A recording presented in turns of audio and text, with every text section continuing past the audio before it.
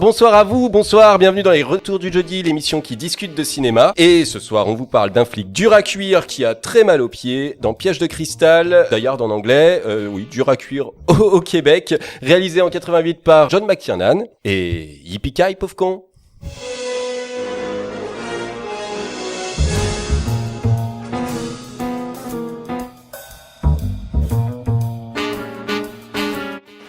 Et pour en parler avec moi ce soir, dans les années 80, Mathias. Mais bonsoir à vous, bonsoir à tous. Chèche. Bonsoir. Et Adrien, bonsoir. Qui a choisi ce film. Oui, c'est très beaux cheveux, Adrien. Merci beaucoup. Très belle permanente. Chèche. Merci. Et rien du tout sur mon Marcel. Je vais rien dire sur tes cheveux, je fais que des compliments sur les cheveux. C'est la déception. Voilà. C'est la très déception. Ok. Donc on va vous parler de Piège de cristal. Comme d'habitude, on va tout spoiler, mais j'imagine que vous avez déjà tous vu ce film merveilleux. Si vous l'avez pas vu, cassez-vous juste. Ceux qui ne l'ont pas vu avant leur... Tu l'as vu à quel âge, Mathias, déjà ? J'ai dû le voir à 34 ans et demi. 34 ans et demi. C'est-à-dire il y a 2 semaines. C'est à peu près ça. Voilà, donc si c'est vous honteux. êtes comme Mathias et que vous avez moins de 34 ans et demi, allez voir ce film et revenez tout de suite nous voir. Si vous ne connaissez pas ce film, on vous balance la bande-annonce tout de suite. C'est le soir du réveillon à Los Angeles. La Californie. Papa et toi, vous rentrerez ensemble? On verra si ça peut s'arranger entre maman et le Père Noël. Le policier John McClane est venu de New York pour fêter Noël avec sa femme. Tu m'as manqué. En fait, il est venu pour sauver sa femme. Lâchez-moi. C'est faux. Allez, montez. Dans ce gratte-ciel qui surplombe la ville, 12 terroristes ont déclaré la guerre. Je me propose de vous enseigner le vrai usage du pouvoir. Ce sont des hommes brillants, parce que ce qui m'intéresse, ce sont les 640 millions de dollars enfermés dans votre coffre. Et ce sont des hommes cruels. Je ne peux rien vous dire, il faudra me tuer. Très bien. Alors nous choisirons la manière forte. S'il y a une chose que McClane n'a pas envie d'être... Réfléchis, mon Dieu. C'est un héros. Où est Oli? Il en est. Où ça? Malheureusement, il n'a pas le choix. Mais enfin, qu'est-ce qu'il fait? Son métier de flic. Ils viennent déjà de tuer un otage. Cette fréquence est exclusivement réservée aux urgences. Vous croyez que j'appelle pour commander une pizza? Il est dans l'immeuble, mais qui est-ce? Je suis pas de votre côté. Mais qui êtes-vous? Vous êtes bien gênant pour un gardien de la sécurité. Erreur sur la personne Hans. Vous avez autre chose à me proposer? Vous croyez avoir une chance contre nous, monsieur le cow-boy? EPA et l'Indien. Vous venez de détruire un immeuble entier. C'est moi qui suis chargé des opérations. J'ai une mauvaise nouvelle pour vous. Vu d'ici, vous n'êtes chargé qu'un énorme fiasco. Il est seul, il est épuisé. Il a encore vu personne lever le petit doigt pour lui. Les camarades, comment tu te sens? Et pour tout dire, je me sentirais beaucoup mieux si j'étais ailleurs. Je veux sa peau, tu l'auras. Il n'y a que John qui puisse mettre quelqu'un dans cet état de rage. Facile de l'aimer, ce garçon. Viens à Los Angeles, on va rigoler, on va faire la fête ensemble. Mais très difficile de le tuer. Bruce Willis, Piège de cristal. Figurez-vous que j'ai été invité à la fête par erreur. Un coup de peau? Bientôt sur vos écrans. Et les Retours du Jeudi valident cette doublage de bande-annonce. Absolument Incroyable. pas, mais tellement, c'est infâme. Et ben oui, comme souvent, en fait, les films, en tout cas à cette époque-là, ils n'étaient pas encore doublés, donc on fait ce qu'on peut avec ce qu'on a et on redouble pour la bande-annonce. Impressionnant. Ouais. C'est un peu ce que je vous expliquais le mois dernier. Adrien, Oui. toi qui connais ce film sur le bout des doigts de sur le pied, bout- est-ce sur que le bout tu de peux... tout ce que tu veux. Voilà, je me doute bien, j'ai dit les doigts de pied. Est-ce que tu peux nous résumer ce film pour qu'on sache un peu de quoi ça parle? Même Bien si la sûr. bande-annonce était plutôt un peu trop explicite. Oui, Voilà. bon, bref, en clair, c'est la veille de Noël. Et le policier, c'est la veille. C'est la veille du Nouvel An. C'est la veille du. Non, c'est la veille de Noël. Eh ben, a priori non. Ah bah, On regardera. On regardera je te dirai la dernière réplique Yes, du y a film pas de souci. et tu verras que, en fait, normalement, c'est la veille de Noël. Et en fait, il y a le policier John McClane, Nouvel An. policier de New York, débarque à Los Angeles pour passer Noël avec sa femme et ses enfants, en sachant qu'ils sont séparés. Il arrive donc évidemment, comme on sait, quand notre femme nous invite à passer Noël avec elle et nous invite dans la boîte où elle travaille, c'est très connu, c'est très années 80. Donc du coup, il arrive dans la boîte où elle travaille pour l'attendre parce qu'il y a une fête dans l'immeuble où elle travaille. Et manque de bol, c'est le soir où ont décidé quelques terroristes allemands, européens on va dire, menés par un Allemand pour attaquer cet immeuble pour une vile question d'argent. Mais sauf qu'ils n'avaient pas prévu que John McClane, le policier, allait être aussi dur à cuire. C'est ça. Voilà, c'est à peu près le résumé du film.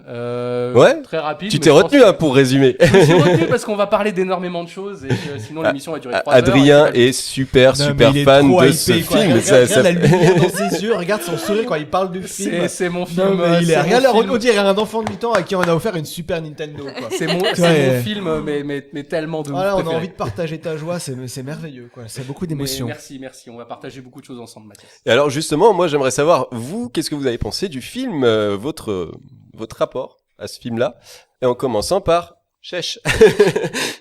Alors oui, ce film, je l'ai vu effectivement. Je sais même plus quand je l'ai vu. Ah. C'est le genre de film qui passait à Noël et donc on a dû le voir un peu, mais je l'ai pas vu et revu comme d'autres films des années 80.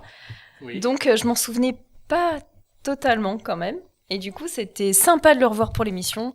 Moi, je trouve que tu passes un bon moment quand tu regardes ce merci, film, Chèche. quand même. Ouais, surtout Voilà. parce que t'as un peu dormi, mais on en parlera plus tard. Alors j'avoue, mais c'est parce qu'on était installés chez Sylvain et que On est bien chez Sylvain. Hein. et que voilà, il fallait se mettre par terre et qu'à un moment on s'est mis à l'horizon. On n'a pas vraiment envie de savoir. Voilà. On est à l'horizontale et puis bah non, là, stop.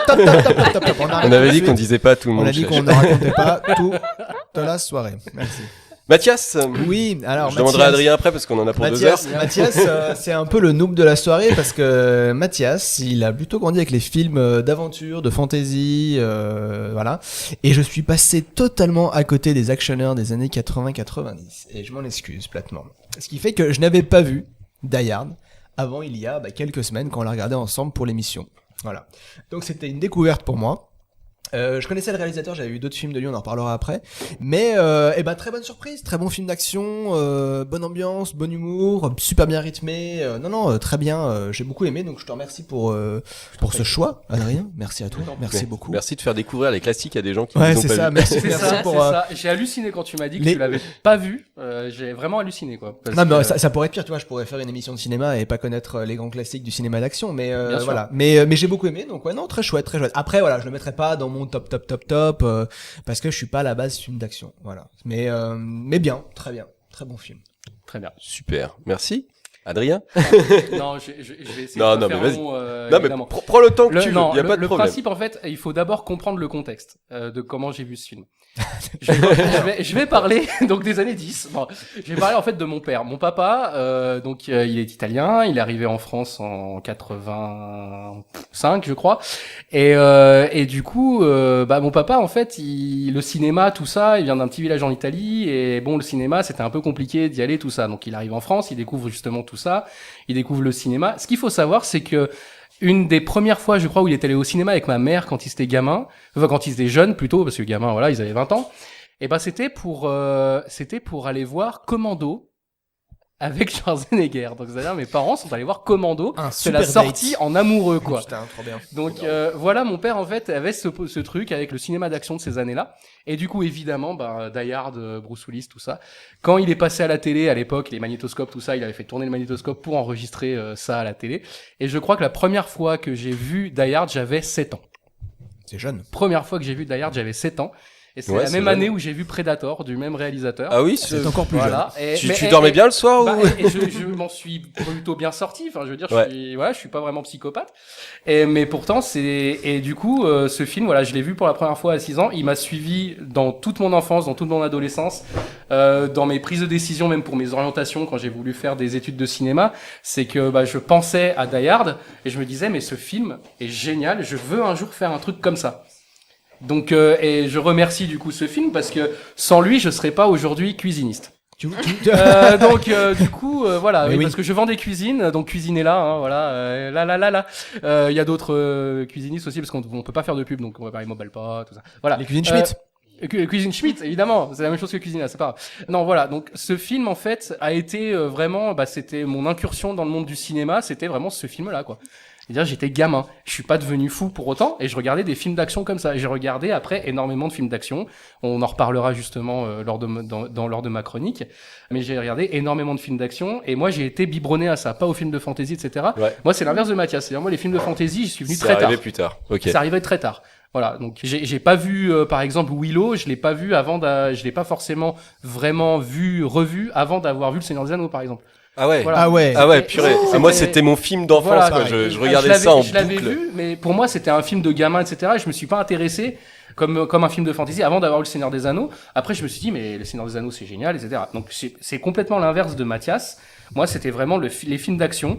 Et moi, mes héros, quand j'étais gamin, bah c'était Bruce Willis, c'était Sylvester Stallone, c'était Arnold Schwarzenegger, c'était Jean-Claude Van Damme, c'était Chuck Norris. Ça, c'était mes héros à moi. Alors que pourtant, voilà, j'ai 35 ans, donc j'ai pas 45 ans, donc voilà, moi, mon rapport au film, c'est mon film préféré. J'aime ce film, j'aime Bruce. Je t'aime, Merci Bruce. Adrien. Bon rétablissement, Merci Bruce. Adrien pour ton Est-ce qu'on- retour.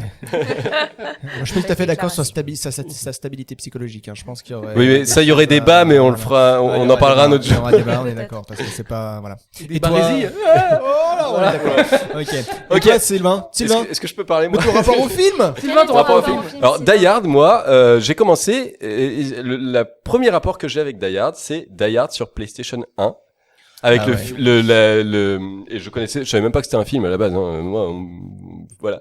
Je n'avais pas de console quand j'étais petit. Un cousin vient chez moi avec la Play 1 et avec Die Hard Trilogy. Je crois qu'on Et a ouais. quelques petits extraits. Meilleur et du coup, meilleur Die Hard jeu ever. Trilogy qui réunissait les trois films. Ouais. Et du coup, c'était 3 jeux en un. Et c'était incroyable. Et il y avait notamment, moi, je jouais à Piège de Cristal majoritairement. On a, et à ça, et regardez là, je vous ai dit à l'autre fois, l'intro, et ben, si tu voyais la truc en 3D, alors c'était le début de la 3D, évidemment. Je sais C'était pas quand incroyable. il a sorti le film, mais c'était incroyable. Tellement Et du coup, tellement réalistique. En fait, voilà, tu commençais, alors c'était vachement violent. Attends, mais tu veux dire que c'est pas un extrait du Regarde, film, ça? c'est tout.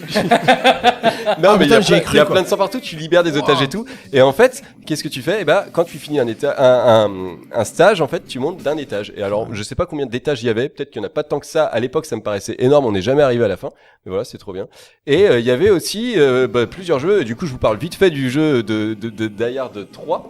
Une journée en enfer, si on peut avoir un petit extrait, où là, on conduisait une voiture dans New York, et c'était trop bien, parce que on pouvait Écraser des gens. écraser des gens. Mais surtout, regardez la vue de l'intérieur, quand t'écrases des gens, Oh là là. t'as les essuie-glaces, et nous, ça nous éclatait. Alors, mon père, au départ, il voulait pas qu'on joue à ça, parce que c'était trop violent, puis finalement, c'est lui qui avait la manette et qui jouait à ça. Donc, Alors, très moi, bon, C'est marrant parce que très bon souvenir mon d'enfance. préféré, c'est 58 minutes pour vivre dans les jeux. Oui, ou c'est un rail shooter, ouais. C'est un rail shooter, donc mais t'avais rien à faire, juste à tirer. J'y ai très peu joué, mais C'était, je vais me débrouiller pour me choper ça et réussir à y jouer, enfin. Parce que du coup, ça, c'est des souvenirs d'enfance, mais j'y ai joué genre une semaine, quoi. Pas plus. Dans toute ma vie. Ah ouais. Voilà. Donc tu vois, peut-être qu'il faut pas que j'y rejoue, que je garde les bons souvenirs. Donc voilà. Et donc moi, sinon, je suis comme Mathias en fait. Je suis pas un grand fan d'actionneur tout ça. Je suis plutôt un fan de fantasy et tout. Donc moi, Willow, comme je dis, hein, c'est mon film d'enfance. Je le regardais tout le temps. Puis t'as plus de cheveux aussi que moi. Comment? T'as dit t'es comme moi, t'as aussi plus de cheveux. Ouais, c'est aussi ça, ouais. C'est une différence majeure. Ouais. Donc voilà, j'aimais bien un peu les comédies, tout ça, mais pas tant les films d'action que ça. J'ai jamais vu Rambo. J'ai jamais vu Commando. J'ai jamais vu Last Action Hero. Ok. Va falloir vite qu'on fasse Oula, quelque chose. mais écoute, Last Action falloir qu'on Hero, fasse quelque chose. Last Action Hero, il m'intéresse, j'aimerais bien le voir, mais parce qu'il y a un peu de fantastique dedans. Mais voilà, du coup, faudrait que je le voie. Et puis, je suis complètement étranger au cinéma de Steven Seagal, Jean-Claude Van Damme, Ouais, tout ça. pareil. Je ne connais pas, Ah ouais. je ne connais pas, et ça, mais ça m'intéresse pas. Alors que je suis plutôt ouvert au niveau film et tout. On pourrait regarder ensemble, il y a pas de souci, je vais Ah pas, ben, mais Le mais principe, c'est ça, je c'est suis- qu'on va devoir découvrir. bah voilà, on fera ça, il y a pas de souci avec On est plaisir. parti pour multi saisons. Mais de par Retour contre, du c'est Jeudi, hein. vraiment pas un cinéma qui m'attire, quoi. Je suis pas sûr d'avoir vu ce film avant d'avoir vu le 4. Voilà. D'accord. Au cinéma. Et j'aime bien quand même ce film, que je trouve plutôt pas mal. Enfin, je passe un bon moment quand je vois ce film. Mais voilà. Donc, et dans la franchise Die Hard, j'ai revu hier le 3, j'aime beaucoup le 3. Je trouve que le 3 est mieux que le 1. C'est la vraie suite voilà. du 1. On y reviendra. Ouais, c'est ça, on en reparlera. Alors, sans transition, on va parler du réalisateur, Adrien. Je crois que... Non, c'est pas Adrien. C'est Mathias. Non, mais en fait, Mathias, on a revu au dernier moment, finalement, c'est Adrien qu'en parle. Ça tombe bien, j'avais rien préparé. Donc, le réalisateur, John McTiernan, Yes. et c'est ton moment. C'est mon moment. Vous êtes prêts? Parce que ça va être très très long. Non, je sais, aller très vite. Bon allez, on y va, vous êtes prêts à la régie? C'est parti. Alors, John McTiernan, né le 8 janvier 1951 à Albany, l'État de New York, hein, pas le pays, pas en Albanie. Hein. Non, c'est bien de le préciser. Quand Sylvain se lève, c'est raté. C'est raté. Voilà. Bon, il a fait du théâtre, il est diplômé de l'école de théâtre Juilliard dans l'État de New York. Bon, il fait des spots publicitaires dans les années 80, on s'en fiche un peu. En 1986, il signe son premier long métrage qu'il a également écrit, un thriller qui s'appelle Nomads, avec Pierce Brosnan à l'intérieur que vous pouvez voir au milieu avec un flashlight et en bas à droite une nana qui me donne très envie de voir le film. C'est le 3e film de Pierce Brosnan à l'époque et donc ça a l'air excitant. Voilà. En 1987, soit l'année de ma naissance, il est embauché par Joel Silver pour réaliser Predator qu'on connaît tous avec le magnifique Arnold Schwarzenegger qui rapporte la coquette somme et pas la kékette somme de 98 millions de dollars pour un budget de 15 millions, ce qui est énorme. Comme la suite, puisqu'en 1988, il est à nouveau embauché par la 20th pour réaliser cette fois-ci Die Hard. Merci, c'est le film dont on parle ce soir, il est fantastique. Énorme succès, 137 millions de dollars de recettes pour un budget de 28. Waouh, McTiernan est qualifié de meilleur film au box-office cette année-là. C'est pas vrai. Mais c'est pas vrai, mais ce qui est marrant, c'est que lui en parle lui-même en tant qu'une comédie shakespearienne. Et oui, Ok. Tout à fait. le saviez-vous? Pour lui, voilà, on est du Shakespeare, on est une comédie à la Molière, là, oh là là, les retournements de situation, bref, c'est très rigolo. Alors que ça pète partout et que les gens sont À la torse nu. Shakespeare ou à la Molière, du coup? Les deux. C'est de la comédie théâtrale selon, À la Shakespeare. selon McTiernan qui vient du Shakespeare. théâtre. Ensuite, il doit faire la suite de Die Hard, mais il dit non parce que le Die Hard 2 est moins bien. Donc il le savait et il fait à la poursuite d'Octobre Rouge en 1980 Quel grand avec le magnifique Sean Connery. Sean Connery. Et Bon. Alec Baldwin. Et il y a les critiques qui sont mitigées, mais il rapporte quand même 200 millions pour un budget de 30, donc on dit bravo. Voilà, merci. Bravo. Et là, c'est le drame. En 92, il réalise Medicine Man avec toujours Sean Connery, qui est une fable écologique qui est plus un film d'aventure que d'action, et du coup, comme les fans sont pas beaucoup habitués, il fera un flop phénoménal au box-office, rapportant seulement 45 millions. Alors qu'il en a coûté 40. C'est la loose. Ok. C'est la loose. Il réalise ensuite Last Action Hero en 93, qui est un film de ouf. Énorme Il est trop film. bien. Je sais Énorme. pas, je l'ai toujours pas vu. C'est génial. Il faut vraiment le regarder. C'est mon préféré, je crois, de sa filmo. À la base, le film devait être réalisé par Steven Spielberg. Ouais. Bon, qui est occupé par la liste de Schindler à l'époque. Et Jurassic Park. Et Jurassic Park aussi. Autre délire. Et il a coûté 85 millions. Le problème, c'est qu'il ne rapporte que 137, ce qui fait qu'il n'est techniquement pas rentable. Donc, même s'il y a le beau choisi dedans et qu'il est putain de méta, ce film, vraiment, regardez-le. C'était peut-être trop méta pour l'époque, d'ailleurs. Ouais, mais Ouais, du coup, ouais, à du coup, l'époque, ce qui est c'était pas la intéressant, mode. c'est qu'il est devenu culte a posteriori. Bien Voilà. sûr. Je sais pas ce que vous en pensez, je sais pas si vous l'avez vu. C'est donc, énorme. C'est un des plus grands films Ah non, je l'ai de pas vu. méta. Mais qui je sais existe, de quoi c'est ça parle. vraiment Et... un super film oui, oui. d'action. Et c'est super méta, et Ça a ça a l'air beaucoup incroyable. de second degré Bien sur les films sûr. d'action. Et surtout de Schwarzenegger C'est- à un second degré C'est exceptionnel. la deuxième partie C'est- de la carrière de Schwarzy où il commence Et à il se commence prendre au sérieux, à pas se prendre au plus prendre au sérieux, sérieux, bien sûr. et à faire, voilà. Comme j'aime bien les anecdotes, est-ce que vous saviez que le gamin qui joue dans Last Action Hero joue aussi dans My Girl 2? Oh putain. Ah, quelle horreur. Me parlez pas de My Girl. Non, mais Parce My Girl, que- c'est... Alors voilà, Non. faut juste qu'on précise que My Girl, c'est un film qui nous trigger un peu tous. C'est un Et traumatisme surtout parce que vous voyez la d'enfance. pub de ce double DVD en bas à gauche pour My Girl qui dit un moment, Non, pas du tout. A funny and moving family film. donc un film de famille Drôle marrant Drôle et émouvant. Et- Bah oui, c'est émouvant, ouais. et voilà. Émouvant. Voilà, Voilà. voilà, sachant que le petit blond meurt. Et le petit blond, c'est quand même Kevin de... Kevin. Voilà, Kevin McAllister, quand même, à la base. Et il meurt comme une grosse merde à la fin du film. On n'est pas prêt parce que ça attend pas du tout. Ouais. Piqué par des amis. Ensuite, c'est la remontada. Et donc, on ne se démonte pas et on réalise en 1995 Die Hard 3, donc une journée en enfer, Incroyable. pour 90 millions qui rapportera 300 000, ce qui fait cette fois-ci, je l'avoue, le plus gros succès de l'année. Bravo, monsieur McTiernan. On a un mec qui est au top, tu vois, au top de la forme. Il a fait vraiment le plus gros boss. Le film est vraiment très Et le bon. film Ouais, est ouais. génial. Ouais, Et le ouais. film est de ouf, il paraît, je vous dis que j'ai jamais vu de film d'action. 99, c'est quoi? C'est la fin du monde, c'est aussi une année en demi-teinte pour McTiernan, puisqu'il réalise le 13e guerrier, que je surkiffe également, même s'il y a des gros problèmes, il y a eu des problèmes au niveau de la production, Bien sûr. et que il a fait un énorme bid au box-office, puisque il a rapporté, vous êtes prêts? 61 millions pour un budget qui oscille entre 80 et 160, c'est-à-dire bon, 120 en moyenne. Donc il a perdu 2 fois son budget. C'est la catastrophe. C'est pas mal. Voilà. Donc là, C'est McTiernan, pas ça le l'a pire, mais c'est un pas peu mal. foutu dans la loose, surtout qu'il a quitté le projet en pleine post-prod. Il a laissé le montage final Le final à cut, Michael Crichton, qui était l'auteur du livre et producteur du film. Il a aussi mis des billes dedans parce qu'il avait aussi produit le film, donc il a vraiment perdu pour le coup.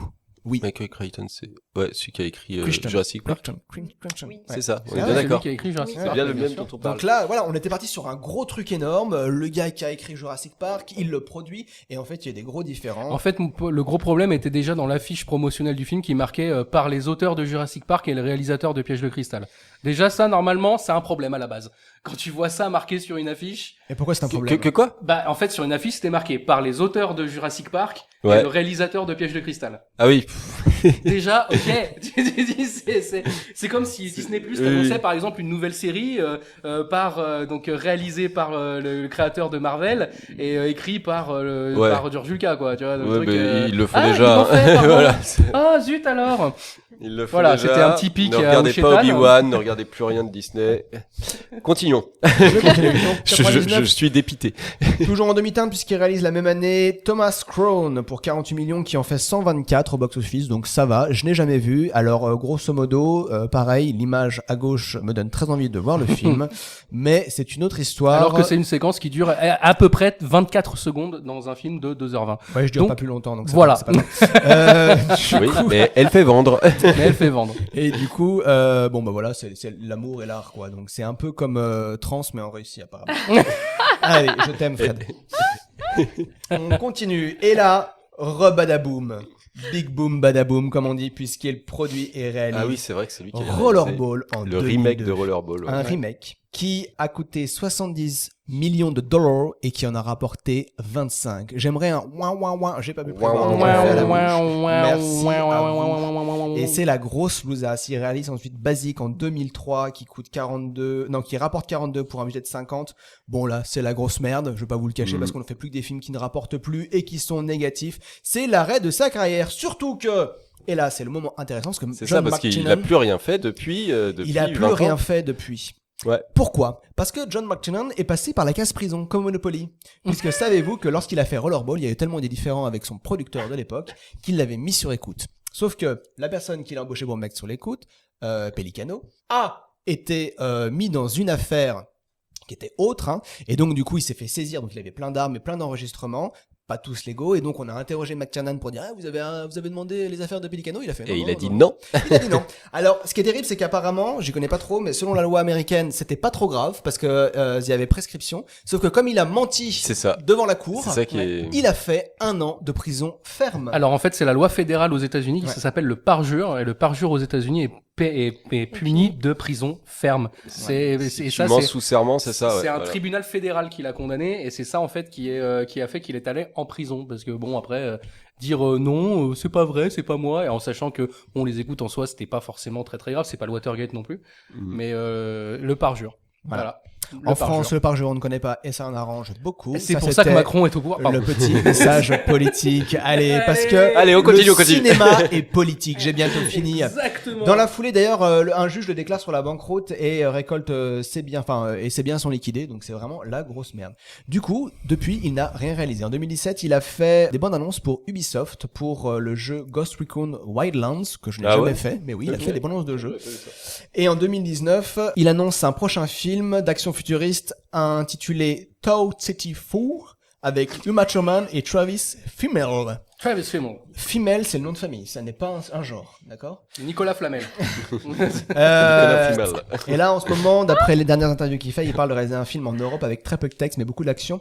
Alors, juste une dernière Marvel, note. quoi. Non, justement. Alors, mais tu me fais une transition de ouf parce que John McTiernan, comme à l'instar de notre ami très bon réalisateur aussi qui critique les Marvel, c'est Coppola. Oui. C'est Scorsese. C'est Scorsese, excuse-moi, mais oui, Scorsese. Scorsese. Scorsese, il y a pas de C, c'est Scorsese. A une très vive critique du cinéma d'action actuel avec la sortie de tous les Marvel. Il dit il n'y a plus que des produits d'entreprise. Tout ce qu'ils font, ce sont les adaptations de comics. Il y a de l'action, mais pas d'êtres humains. Ce sont des films faits par des fascistes. Le mot est lancé. Oh.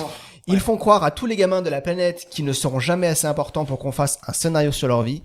Et c'est un moment unique dans l'histoire du cinéma. Ce n'était pas comme ça avant. Un gamin pouvait apprendre comment un homme ou une femme devait se comporter en regardant les films. La morale, quoi. Aujourd'hui, les comics font des héros pour les entreprises. On en parlera avec Chacha. Ouais, je suis moyen Voilà, d'accord. Allez, voilà. on va- C'est sûr que tirer dans les genoux d'un Allemand qui court. Et donc on répond quoi? Ok, boomer. Allez. Voilà. C'était tout pour moi. C'est tout pour moi. Merci. Bravo. Merci Mathias pour les recherches. Merci pour tout ça. On parle des personnages? Mais oui. Allons-y. Alors, j'ai pas grand chose à dire, donc je vais dire le peu que j'avais à dire. Fred l'a déjà dit. Donc, je me tais. Alors, les personnages, on va parler de John McClane. S'il te plaît. Donc, Piège de cristal, le premier film de la saga Die Hard, qui veut dire donc dur à cuire, hein, en gros, en anglais, qu'on a gardé heureusement en Die Hard en français. Et c'est donc le premier film qui va nous présenter John McClane. Il est beau sur cette photo. Je sais qu'on parle de Piège de cristal, mais je parlerai de McClane sur la totalité de la licence. D'accord. Même si, voilà, ça va aller vite. Donc c'est pas un super-héros, McClane, c'est pas un héros non plus de actionneur, c'est juste un anti-héros. C'est un mec qui se trouve toujours là, alors qu'il devrait pas se trouver là, au mauvais endroit, au mauvais moment, et finalement qui réussit, parce qu'il est pas trop con et qu'il est bien bourrin, à résoudre un peu tout. C'est juste un flic têtu, et on comprendra rapidement que son entêtement, c'est aussi ce qui le rend si dur à cuire et à tuer, ce qui donnera donc le nom, titre de la licence Die Hard. Il est marié à Molly Gennaro, qui est parti à Los Angeles alors qu'il vivait à New York, donc c'est à l'opposé, hein, pour poursuivre sa carrière. Et il apprend, il est pas au courant, mais il apprend à ce moment-là qu'ils sont en pause. Voilà. C'est assez horrible d'ailleurs la façon dont il l'apprend, simplement en cherchant le nom de sa femme et qui a juste changé de nom. Voilà. Ouais. C'est ça. Okay. Et puis j'aime beaucoup le moment où il la rencontre et elle vient, elle l'embrasse pas en fait, elle fait semblant de l'embrasser et enfin sur la joue, et c'est très significatif de elle, ce qu'elle ressent et de ce que lui ressent. Et en un seul plan, et je trouve que c'est très bien foutu. Morale du film, tue 14 Allemands et puis ta femme te reviendra. C'est la morale du film. Qu'est-ce qu'on peut dire du personnage? Donc il est à l'opposé des films, des héros de films d'action de cette époque. Il jure, il a des problèmes d'alcool, son mariage bat de l'aile, il est contre l'autorité. Ah. Voilà, donc là c'est les héros, normalement, ça ressemble à ça à cette époque-là. Ouais. Celui d'après aussi. Des grosses burnasses. Voilà. Et lui, c'est pas ça, c'est un héros qui a mal, il a mal tout le temps, il marche sur du verre, il y a ses pieds qui saignent, c'est horrible.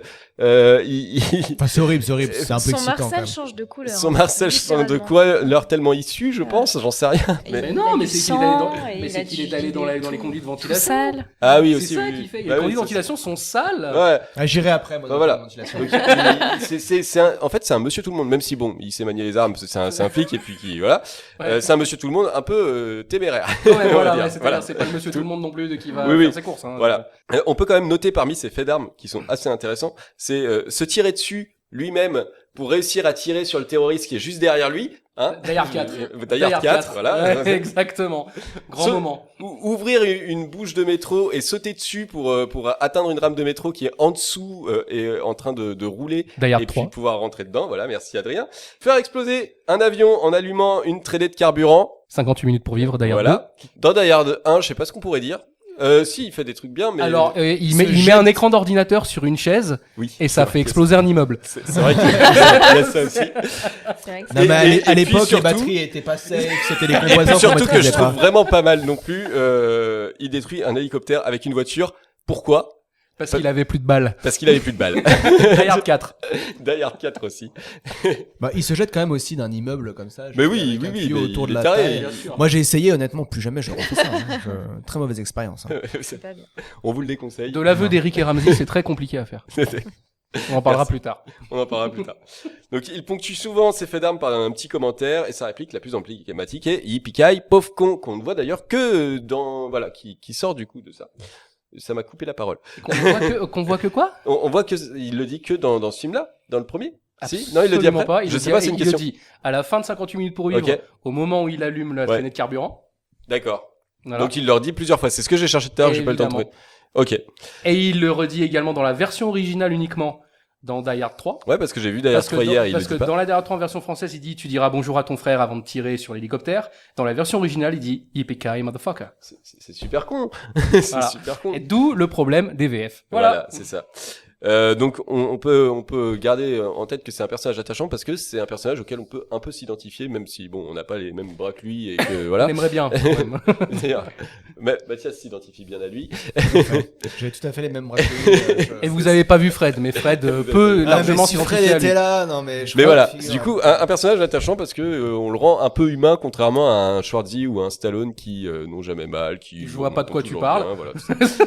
Donc il a été interprété par Bruce Willis alors qu'il n'était pas du tout le premier choix du producteur, pas du réalisateur, hein, mais le premier choix du producteur c'était plutôt Bruce Willis, plutôt Schwarzenegger. Schwarzenegger à la base. Et ouais. Stallone a été approché aussi, on l'a vu Évidemment. tout à l'heure, hein, Richard Gere, tout ça.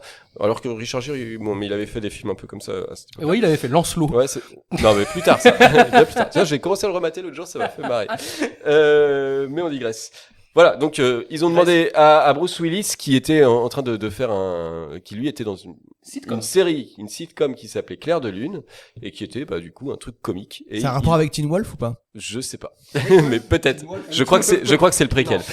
Pas du tout. Ouais, mais... merde. Mais Bruce Willis a gagné un Grammy pour Clair de Lune. Hein. C'est-à-dire que c'était quand même quelqu'un qui était très populaire aux États-Unis. Bruce Willis dans cette série. C'est ça. Il commence à être populaire, mais pas du tout dans ce type de film. Et une partie du succès du film s'explique parce que les gens disent mais on s'y attendait pas du tout à voir Bruce Willis dans ce rôle-là. Ouais. Et du coup, j'ai pas dit mon anecdote sur Yippee Pauvre Con. Ah.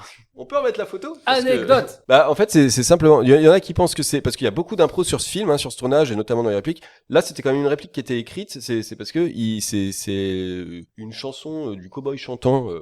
Roy Rogers, voilà, qui chante ça dans une de ses chansons, et c'est simplement qu'à un moment on lui dit ouais l'Indien, je sais pas quoi, et lui il répond ça yippee-ki parce que il se met dans la peau du cowboy. Voilà. Et après ça en a fait la phrase je crois 92e phrase la plus populaire dans les films selon Première dans un classement de je sais plus quelle année. Voilà.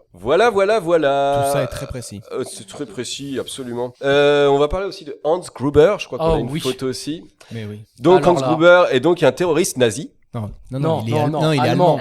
Non, c'est bien ce que j'ai dit. Tous les nazis n'étaient pas allemands. Il est pas nazi, il est allemand. Non, il l'a dit, tous les nazis n'étaient pas allemands. Comment tu parles de ton père? Oui, je connais cette théorie. Tu nous as niqué notre. On s'était préparé un sketch, tu nous as tout détruit. Incroyable. Le mec nous nique le truc, quoi. Incroyable. Il y a 2 phrases décrites dans toute l'émission. Sinon, Alors, on est tous là avec nos fiches. Fred Adrien, vous êtes viré. Alors Fred, je suis d'accord parce que le caout était ignoble. J'ai plus rien à dire. Non mais incroyable. L'émission est décrite individuellement, on écrit 2 lignes ensemble, le mec arrive, et bam, il pose ses couilles, il met de la table, il... Donc, baïonné Adrien, on se la refait. Allez. Donc, Hans Gruber est un terroriste nazi. Non, il est pas nazi, il est allemand. C'est bien ce que j'ai dit. Non, mais tous les Allemands sont pas nazis. Ouais, je connais cette théorie, ouais. Ok, bref, tout ça pour dire... Comment tu parles de ton père? Tout ça pour dire que Hans Gruber est plutôt donc c'est pas un terroriste. Attention parce que à la base le film, parce que toi t'as dit des terroristes tout à l'heure, je te reprends. Le film était fait pour que ce soit des terroristes qui attaquent et que ça devait passer sur plusieurs jours. Et quand John McTiernan a récupéré le film, il a dit non, ça me fait un peu chier les terroristes. On va plutôt faire un casse. C'est pas des terroristes, c'est juste des braqueurs, même si c'est un peu violent comme braqueur, mais c'est des braqueurs. Et du coup, ce n'est pas un terroriste, c'est un braqueur. Et c'est ce qu'il dit d'ailleurs Hans Gruber à Takagi. Il dit qui a dit que nous étions terroristes en rigolant juste avant de le buter. Spoiler alert. Donc il reste concentré sur son objectif, il s'en détourne jamais, et même si McClane est dans ses pattes, son plan est bien huilé et il ne laisse trahir aucune émotion. Aucune? Peut-être pas. Sauf au moment de tomber dans le vide. Et pourquoi, comme on l'a dit dans le caout, c'est parce que on lui a dit à 3 on te lâche et on a dit 1 et on l'a lâché. Ce qui n'a pas du tout plu à l'acteur, Alan Rickman, mais ce qui nous a donné cette belle expression parce que il a été surpris. Authentique. Et voilà. C'est génial. Bien joué, John McTiernan. Alors, je voulais parler de Molly, mais j'ai pas eu le temps d'écrire des choses. Des années de théâtre, tu vois, face à une bonne blague, ça carrément. pas grand chose. Alors en sachant que c'est pas c'est le chef cascadeur qui a eu l'idée. Ah peut-être alors. Et que John McTiernan a dit OK. Ouais, oui, voilà. Mais il a donné son aval. Il a donné son aval et il a pas recraché. Oh là là. Tant de poésie ce soir. On peut parler aussi de Molly Gennaro. J'ai rien écrit dessus, donc j'ai même pas de photo parce que j'en retrouve pas sur Internet. Elle était là, mais elle a enlevé sa perruque. Elle était là ce soir. Elle est là ce soir. Bedelia, oui. Voilà, et qui apparaît juste dans les 2 premiers d'ailleurs, qui n'apparaît pas après. Dans le 3e, elle a refusé de jouer dedans. J'ai cherché pourquoi, j'ai pas trouvé de réponse. C'est juste, elle a refusé de jouer dedans. Elle a été approchée pour jouer dans le 4. C'était prévu. Ouais. Et finalement, ça ne s'est pas fait. Mais elle fait un caméo dans le 4 parce qu'à un moment Et donné, il y a une photo d'elle. il y a une photo Voilà. d'elle quand le terroriste, C'est ça. là pour le coup c'est un terroriste, parle justement du divorce de McClane dans le 4. Et donc, pour parler de l'actrice, derrière, elle fait encore des séries aujourd'hui. Elle a Exactement. 74 ans aujourd'hui. Elle joue dans quoi? Elle joue dans, je sais plus, faut pas m'en demander trop. Elle joue dans des séries. Alors Je sais plus comme ça. après, est-ce qu'on peut, je peux juste apporter Vas-y. quelques précisions? Bien sûr. Oui, 2 secondes, hein. L'émission, Adrien. Non, pas pour du tout. meubler, tout ça. ton bien. moment, Alors, vas-y. Alan Rickman, Ouais. est-ce que vous savez combien de films de cinéma il avait fait avant Die Hard? Putain, t'es en train de me niquer tout mon truc après. Ah. quoi. Alors, on le saura dans la plus chronique tard. de Mathias. Donc, pub maintenant. Bonnie Bedelia avait quel âge quand elle a tourné Die Hard? 74 moins 30, Ouais, c'est ça. c'est ça. Ouais, donc. Elle avait 44 ans? Voilà, 44. Quel âge avait Bruce Willis quand il a tourné Ah, il Die était Hard? très jeune. Quel âge avec Bruce Willis quand il a tourné Die Hard? Je sais pas, il avait 32 ans. 33 ans. Putain, Ouais, 32 c'est ça. j'allais dire. Oh, 33. waouh. Pourtant, ça se voit pas. Comme quoi, bien conservé. Et voilà. Et voilà. Et c'est dommage, j'ai pas pris l'image. C'est ma faute, c'est pas la faute de la J'étais régie. j'étais étonné justement Mais de il voir y a, son mais âge il tout à y a un l'heure. tout petit un autre moment aussi où Hans Gruber a une émotion, à part à la fin.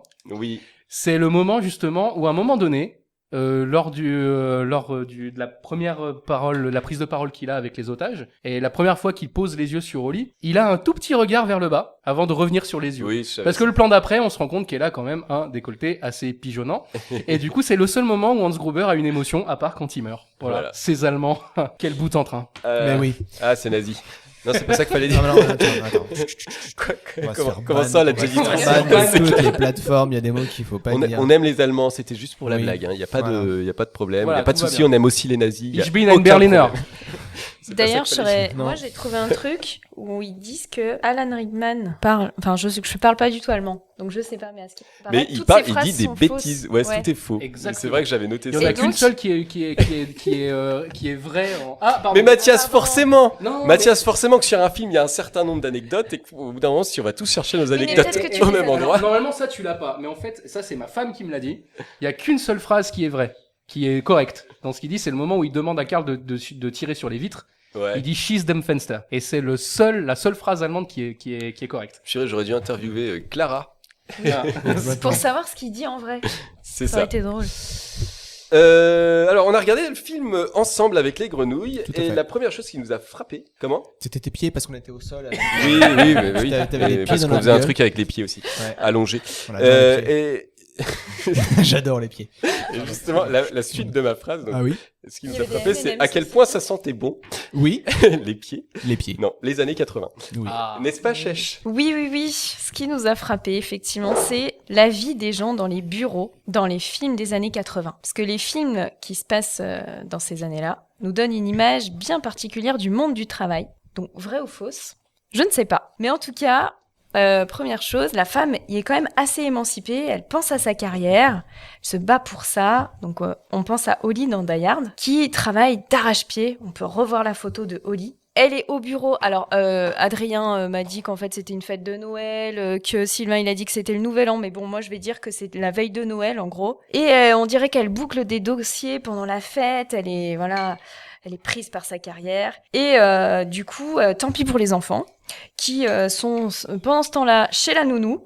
Et puisque leur père n'a pas non plus jugé bon d'aller voir ses enfants en premier quand même. Parti. Ils sont à la maison avec la nounou. Ils sont à la maison avec la nounou. Ils sont maison. Ils sont maison. Ils sont maison. Ils sont maison. Ils sont fait maison. Ils sont sont pas E.T. maison. Ils sont à la maison avec la nounou. Non, Et mais le gars, quand même, sa femme, Quel égoïsme. l'a quitté. Ok, elle est partie et tout. Elle est partie avec les gosses, mais Mais oui. aujourd'hui, mais moi je milite contre ça. Mais est-ce que tu crois pas que tu irais voir tes enfants Mais bien sûr, ça, non mais là, mais plutôt que non, d'aller mais- à la fête d'entreprise de ta femme? Peut-être Ça, plus ou moins. Peut-être qu'il a envie Ouais, de mais se peut-être qu'il s'en détendre fout de ses enfants et avant qu'il aime d'aller que voir sa ses femme, tu vois. enfants. Je sais pas, il s'attend. C'est un autre débat, mais en tout cas, voilà. Du coup, chacun ses choix. Donc je pense que. Putain, le maître féminine de merde. Oh, la Ouais, mais t'as le droit de nous féminazie, quoi. ça. La féminazie de base. Il y a trop le mot nazi dans cette, dans cette Pardon, émission. féministe. Mais pas du tout. Mais pas du tout. Non, mais parce que bon, elle aussi, c'est bizarre. Enfin, bon, bref. Donc, Waouh, un argumentaire Je me de taille. Mais merci. Tu m'as convaincu. Je me C'est comme perds. ça que vous perdez les élections politiques. Voilà. Pardon, je Bon, regrette totalement ce que Regardez cette photo du film Working Girl, dans Allez. lequel on voit des femmes très ambitieuses et assez proches de leurs collègues masculins. Voilà. Voilà. Là, il y a du travail. Voilà. Là, on sent que- Là, on sent qu'ils là, vont bien on sent bosser. que- Une sacrée équipe. Pareil comme dans le film Le Mystère Silkwood, tous des films que je n'ai pas vus mais qui ont l'air très années 80. Ça a l'air parfait, très proche au travail toujours. Oula. On est bien. Ouh là là là là Et là donc, là, ça sent voilà. les C'est années cher à 80. droite. Ouais, voilà, Ouais, oui, c'est cher, ouais. tout à fait. Waouh, chèche. Kurt Meryl Russell. C'était cher. C'est bon.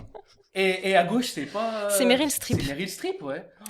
Et Et comme voilà. quoi, on passait des bons moments dans les On années passait 80. des bons moments. Entre Ouais. collègues. La bonne époque, quoi. Entre Voilà. collègues, Il y voilà. avait des vampires hein, dans les années 80. Et dans Die Hard, c'est Ellis qui se montre assez proche de Holly. Franchement, on se dit. ça bah, s'appelle lourd en fait, ça Voilà. s'appelle du harcèlement en fait ce qu'il fait, tu vois. Mais Bah, je sais pas. parce moi, qu'elle je dit pense pas qu'elle grand est chose, ok, hein. Ouais, elle a Non, l'air- mais- Elle le dit d'elle-même, elle s'intéresse qu'à sa salle de bain privée. Ah. Ouais, bah c'est Voilà. pas ce qu'elle montre, hein. Ah, Même Chèche, elle est Elle troublée. s'intéresse hein. qu'à sa salle de bain privée. Voilà, Peut-être. Attention. Peut-être, mais en tout cas, lui, bah, il Il a le s'accorde. syndrome Amber Heard. C'est Pardon. Il s'accorde des petites pauses cocaïne au bureau, en fait. Tout va bien. Il vous en reste un peu. Donc, effectivement, dans les bureaux des films des années 80, on fume, on boit, on se drogue, tout va bien. Ah, quel film ça. Et ça pose pas trop de soucis. Bah non. Bah non. Et puis, en fait, ce qui est savoureux aussi, c'est cette débauche de coiffure incroyable. C'est ça qui Des nous a le plus cheveux marqué. longs, des brushings de ouf, Incroyable. des permanentes, des cheveux gominés. Ah là là. Oh là là. Alexander Et Godin. des Alexandre Goudenoff. ces garde-robes de bureau avec des costumes, des bretelles, des chemises rayées. Enfin, c'est trop chouette, quoi. Oh.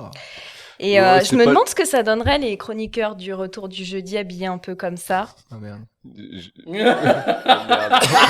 Je veux cette photo. Je veux Oh non. cette photo. Ils sont magnifiques. Mais ça me va bien en fait. Ça me va grave bien. Ça me va grave. Je fais la même chose, sauf que moi j'ai enlevé le truc pour l'Ukraine en haut. On a fait la même émission. Tout ce que j'ai fait dans ma VBA, T'as fait la même. vous citez tout depuis le début. La VBA est 100% spoil. Je viens de faire tout ce qui a été fait dans cette émission depuis 15 minutes. Bon, Toutes les ça, blagues que vous ce faites. qui est bien, c'est que je me sens plus seul, tu vois. C'est génial. C'est parfait. Allez, Oh là là. enchaîne parce qu'on était très beaux et je Voilà, suis bon, encore sous le mais choc d'émotion. du coup, ça donne une image colorée du monde du Il va travail, falloir qu'on débridé. communique. Mais assez dur aussi finalement parce qu'on a quand même l'impression que les gens passent leur vie au travail. Ils y sont tout le temps. Et du coup, ils font tout au travail. Finalement, c'est ça. Tu le Et, sais parce que t'es prof et que tu fais pas grand-chose. Exactement. T'aimerais pouvoir faire Exactement. des choses à ton Exact. travail.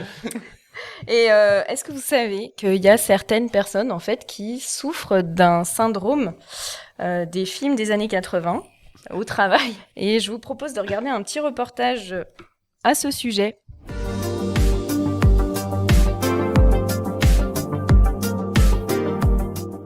Bonjour, bienvenue à Ma vie, mon entreprise. Aujourd'hui, nous allons à la rencontre de Jocelyn Toshibu, qui a monté une entreprise Carrelage 80. Il a fait le choix d'intégrer dans son équipe des personnes qui souffrent d'un syndrome très particulier, à celui de vivre comme dans les films américains, les films américains des années 80. Bonjour, je m'appelle Jocelyn Toshibu, je suis japonais et j'ai monté mon entreprise en 2018 de carrelage 80. Et c'est vrai qu'au Japon on n'a pas ce genre d'employé, mais bon, moi je suis tolérant, même si c'est pas facile tous les jours. Mais là, par exemple, monsieur Toshibu, on est dimanche. Et vous travaillez toujours le dimanche? Ah bah normalement non, mais Patrick et Josiane, j'arrive pas à les faire partir, ils sont là tous les dimanches. Donc on va aller voir ce qu'ils font. Bah Monsieur Toshibu! Non mais c'est pas possible Patrick, on avait dit le short rouge, c'est le pantalon ici. Et puis la drogue c'est non. Monsieur Toshibu. Non, monsieur Toshibu, il a télé aujourd'hui? Bonjour! La clope c'est non. Patrick! Oui, elle est là. Bah je vous la passe. Oui, Jean-Louis. Oui, c'est la fête des mères. Oui, bah ils ont le nounou pour ça. Écoute, moi je peux pas, il faut que je pense à ma carrière. C'est vrai, monsieur Toshibu, là. Il faut absolument qu'on termine ce dossier aujourd'hui. Non, Josie, une journée sans enfant, ça s'arrose. Non, et l'alcool c'est non aussi. Allez, j'appelle la police, ça c'est pas possible. Sortez, rentrez chez vous. Oui, monsieur Toshibule. C'est pas facile tous les jours, mais on s'accroche. Eh bien, merci, monsieur Toshibu, de nous avoir fait partager votre initiative. Ah, avec plaisir.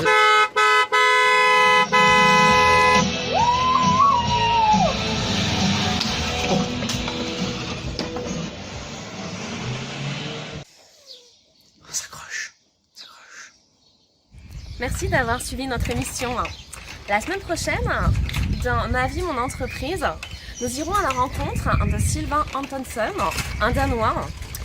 Il est président d'une association de cinéma et il essaye de faire jouer des grenouilles dans des films. Ciao!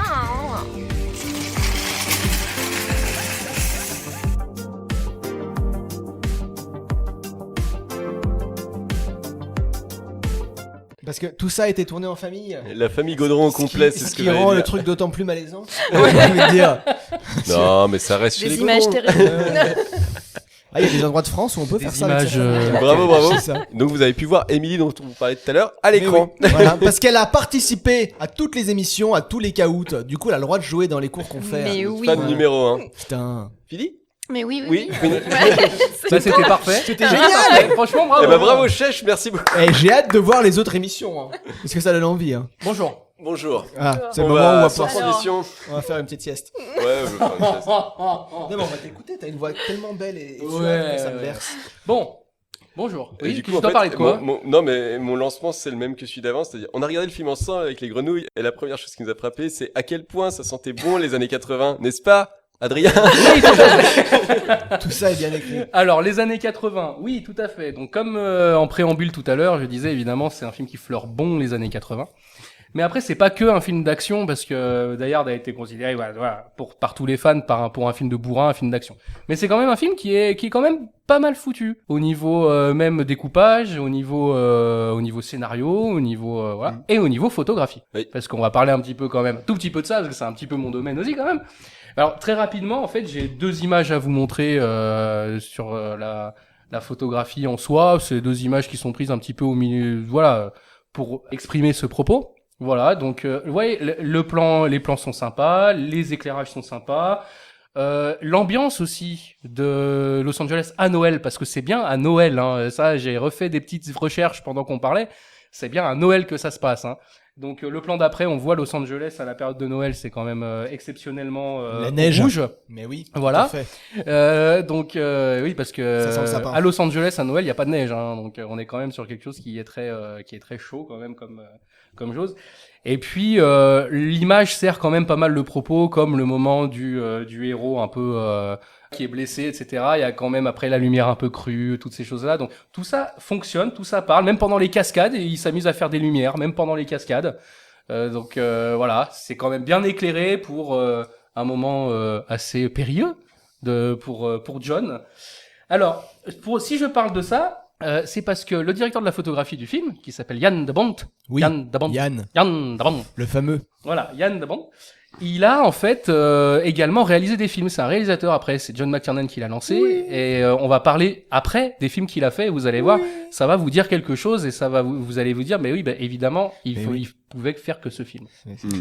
Les années 80, c'est aussi, enfin, le film Die Hard, c'est aussi évidemment donc une saga. Donc on en a parlé très très vite. Donc il y a eu donc Die Hard 2, 58 minutes pour vivre, réalisé du coup par Renny Harlin, qui est réalisateur aussi de Cliffhanger. Si vous avez vu Cliffhanger avec Sylvester Stallone. Marrant. Donc qui a réalisé ce film. Alors Die Hard 2, à chaque fois que je le regarde, j'ai l'impression qu'il dure 3h20, alors qu'il faut savoir qu'il dure quand même 8 minutes de moins que le premier Die Hard. Et pourtant, désolé, on s'emmerde. Donc les effets spéciaux sont ignobles. Enfin, pour moi, en tout cas, c'est un film raté. Pourtant, je suis fan de Die Hard. Hein, Die Hard 2, ouais. Mais c'est un film, en tout cas pour moi, qui est raté. Voilà. Je l'ai vu qu'une fois, mais j'ai pas un si mauvais souvenir que ça. Faudrait que je le revoie. Après, voilà, ça reste quand même très années 10 du coup, parce que je crois qu'il est de 90. C'est 90 pile, ouais. Pile. Ouais. Ensuite, évidemment, la vraie suite de Die Hard, qui est donc Une journée en enfer, réalisée à nouveau par John McTiernan, avec le méchant qui est génial, voilà, qui est joué par Jeremy Irons. Mais on est plus sur le même style, c'est plus de l'actionneur, c'est du buddy movie. Voilà, c'est du buddy movie, et puis évidemment, il y a Samuel Motherfucker Jackson. Voilà, qui est vraiment génial dans ce film. Donc voilà, la vraie suite de Die Hard. Ensuite, évidemment, Die Hard 4, donc en version originale, Live Free or Die Hard, ou sinon, je crois qu'en français, c'était, je sais plus ce que c'était. Die Hard 4, c'était Nouvelle Journée en Enfer. Retour en Enfer. Retour en Enfer, oui, c'est ça. Enfer, oui. Exact, Retour en Enfer. Alors, quand Die Hard 4 est sorti, je m'en faisais tout un truc en disant, ça y est, Die Hard revient, etc. Je suis allé voir le film, évidemment, j'étais un petit peu déçu parce que, c'était l'action des années 2000, quoi, donc ça n'a rien à voir avec l'action des années 80. Mais j'ai trouvé qu'il réussissait à rester assez dans le ton des autres Die Hard, tu vois, sans trop de problèmes. Oui, bien sûr. Voilà. Alors, et ça, en fait, je m'en suis rendu compte en voyant celui d'après. Ah bah... Voilà, donc parce qu'il y en a eu un après. Voilà, donc cette horreur là que vous voyez ici, je le classe dans la même catégorie en fait que Indiana Jones 4 et le Royaume du Crâne de Cristal, qui n'existe absolument pas. Et ben ce film n'existe pas. Voilà, Die Hard Belle Journée pour mourir n'existe pas. Et c'est en voyant ce film qu'en fait on se rend compte que Die Hard 4 est vraiment super. C'est un très bon film. Die Hard 4 est réalisé par donc Len Wiseman, le 4, donc Len Wiseman qui a réalisé la saga Underworld. Oui, je savais, oui. Et sa femme. Et c'est sa fille qui lui a, c'est la fille de Bruce Willis qui lui a conseillé ce réalisateur. Voilà. Exactement, voilà. Et le dernier a été réalisé par, je sais plus, je crois que c'est le réalisateur c'est le réalisateur de Max Payne. Qui a fait 5. Tout s'explique. Ah bah. Alors on va revenir un petit peu sur Yann de Bont, qui était donc directeur de la photographie, parce qu'en fait il a réalisé des films quand même après, dont un qui s'appelle Speed. Tu connais-tu Speed? Connais-tu Speed? Ah oui, si, je savais ça. Ce film exceptionnel, qui a vu donc 2 jeunes comédiens qui sont devenus après des ultra stars, donc Keanu Reeves sur notre gauche et Sandra Magnifique Bullock sur la droite, avec un méchant de choix interprété par Dennis Hopper. Ce scénario de Speed était à la base le scénario de Die Hard 3. 3, ouais, c'est ça. Voilà. Et il a été refusé par la Fox, et du coup, McTiernan a dit, oui, mais j'ai quelqu'un pour réaliser ce scénario-là, et je vous présente Yann de Bont. Jean de Bont, Yann de Bont. Donc c'est globalement la même équipe technique de Die Hard premier du nom qui s'attelle à Speed, et je vous conseille ce film parce que c'est un très très très bon film. Donc là on est plus dans les années 80, on est dans les années 90, et c'est la transition justement avec la suite, parce que on conseille surtout Speed 2 d'ailleurs. Non mais Speed 2 pareil, il n'existe pas. Cap sur le danger d'ailleurs, le nez quand même de Keanu Reeves, qui a dit non, je veux pas faire ce film. Pas là non. Ensuite, il y a eu des sous-Die Hard. Il y a eu des sous-Die Hard qui ont été faits. Mais Speed, c'est un sous-Die Hard d'ailleurs, puisqu'il était. À la base, c'était Die Hard dans un bus. Mais voilà. Donc Die Hard, ça a donné. Ça a donné des genres. Après, un genre, en fait. Après, il y a eu, ça a donné des genres, des genres. Après, alors, on va très vite passer sur les pseudo Die Hard de Steven Seagal, Die Hard dans un bateau, Die Hard dans un avion, enfin tout ça. Il y a un film qui est sorti en 2000, je sais plus combien, qui s'appelle What I Was Done, qui a été réalisé par Roland Emmerich. Roland Emmerich qui se met au film d'action, au gros film d'action bourrin. Alors là, rien que sur l'affiche déjà, on sent qu'il y a une influence. Hein. Il y a même une scène coupée dans ce film qui est très intéressante. D'ailleurs, on voit, alors je sais pas si vous avez vu ce film. Il y a un moment donné dans le film, en fait, Channing Tatum sur son bras a des espèces de marques qui s'est fait au marqueur sur son avant-bras. Comme dans le film. La scène a été coupée dans White House Down, mais à la base, en fait, il devait compter le nombre de terroristes qu'il y avait dans la Maison Blanche, et à chaque fois qu'il en éliminait un, exactement comme fait John McClane au-dessus de l'ascenseur au début de Die Hard. Donc c'est, encore une fois, un film qui a été inspiré fortement de Die Hard. Et celui d'après aussi. La vraie parodie officielle de Die Hard, donc réalisée par Charles Nemes, donc La Tour Montparnasse infernale avec Eric et Ramsey, qui diront qu'en effet cette scène de sauter du toit en s'attachant à une pompe à incendie est quand même très compliquée à tourner. Alors on passera évidemment sur la qualité d'acteur de ces deux protagonistes, mais c'est la parodie officielle pour moi. Ouais. Moi le film me fait beaucoup rigoler. Mais il me fait beaucoup rigoler. Moi je l'ai vu qu'une fois, j'ai pas ri du tout, mais je crois que j'étais trop ado, et tu sais quand t'es ado, dès que tu dis ouais c'est nul, enfin dès qu'il y a un truc qui est moyen drôle, tu dis ouais ça vous fait rire, ça c'est nul. Et je pense que j'étais un peu dans la grosse blague de grosse rigolade, moi j'ai vraiment le moment où il attrape la barre roulante, faudrait que je me le revoie avec la larme qui coule en regardant ce copain. Et ce moment-là est extraordinaire. Mais me pisse dessus quoi. Ouais. Je le repassais en boucle. Je le regarderai sans doute parce que tu vois c'est pareil, tout ce qui est Cité de la peur, la première fois que j'ai vu, j'ai pas ri. Maintenant, je suis mort de rire, mais de fou, tu vois. Mais voilà, c'est des trucs c'est une histoire générationnelle. Exactement. Alors, en parlant de génération, en fait, moi, je me suis toujours dit que j'étais né 10 ans trop tard. Parce que, comme vous, par exemple, vous, vos films d'adolescence, c'était justement tout ce qui était, la fantasy, tout ça, début des années 90 également. Moi, mes héros ressemblaient justement à ça. Voilà. Pour moi, mon héros ultime, c'était ça. Alors là, c'est Schwarzenegger à la fin de Predator. D'accord. Voilà. Donc il y a une bombe qui vient d'exploser. En fait, c'est le Predator qui s'est autodétruit à la fin du film. Donc voilà. Les héros de mon enfance, c'était ça. Ça, c'est ton modèle, ça. Non, c'était pas. Bah oui, d'ailleurs, j'y suis arrivé. Donc, on sait pas ce que je voulais dire, mais. Et en fait, et pour moi, en fait, il y a des choses qui se passent dans mon corps quand je vois la photo qu'il y a juste après. La photo qu'il y a juste après. Regardez-moi ces trois-là. Ces trois-là. Expendables.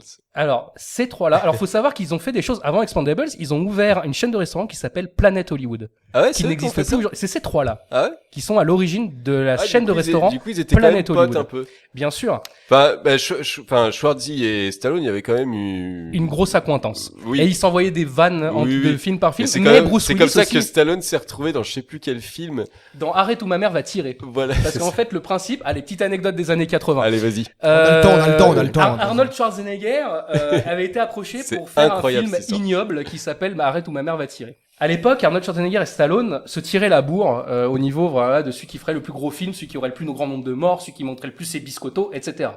On peut voir par exemple dans Jumeaux, je sais pas si vous avez vu ce film. J'allais en dire, du coup, il a fait Jumeaux.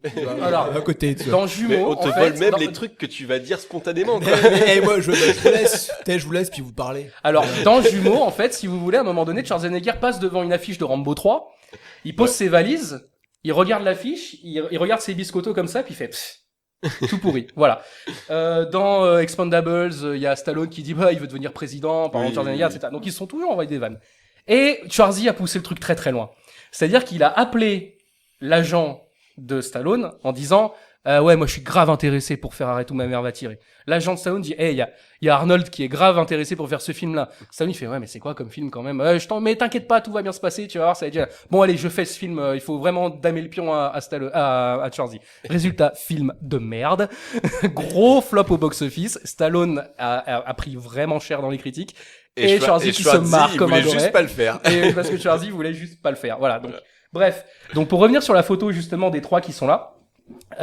Donc, évidemment, de gauche à droite, on a donc Bruce Willis, Sylvester Stallone, Arnold Schwarzenegger. Évidemment, après, on les retrouve dans l'image qui est après, donc dans le film. Alors ça, c'est l'affiche d'Expendables 2. Hein. Et ce film, par exemple, c'est le feel good movie de base. Donc, c'est un film qui date des années 2010. Hein. Mais c'est ce qui manque aujourd'hui au cinéma d'action qu'on a aujourd'hui. C'est-à-dire, c'est ce truc décomplexé. Il n'y a pas de scénario, hein. Cherchez pas de scénario dans Expendables, il n'y en a pas. Mais il y a Chuck Norris. Alors, d'ailleurs, petite anecdote aussi sur Expendables 2. Dans Expendables 2, Chuck Norris balance un Chuck Norris fact. Rien que pour ça, il faut regarder Expendables 2. Le méchant est interprété par Jean-Claude Van Damme. Rien que pour ça, il faut regarder Expendables 2. Donc voilà, là, vous avez en fait le principe, aujourd'hui, moi, du genre de cinéma que j'aime. J'aime aussi les films cérébraux, les films vraiment très bien faits. Mais ça, c'est le genre de film aujourd'hui qui manque. J'aime les films vraiment très bien faits. Et j'aime aussi les films comme ça. Très bien fait. Je vous explique pourquoi je fais un parallèle en fait avec ce qui se passe en ce moment. En ce moment est sorti au cinéma Top Gun Maverick, que je ne suis pas encore allé voir, mais que des gens que je connais et qui ont un peu ma sensibilité sont allés voir. Le premier Top Gun, je le trouve ignoble. C'est un film qui date de 85, je crois, ou 86. Je trouve complètement raté ce film, mais c'est un film qui avait fait vraiment un succès en son temps. Et ceux qui sont allés voir Top Gun Maverick ont dit voilà, aujourd'hui c'est ce cinéma-là qu'on veut voir.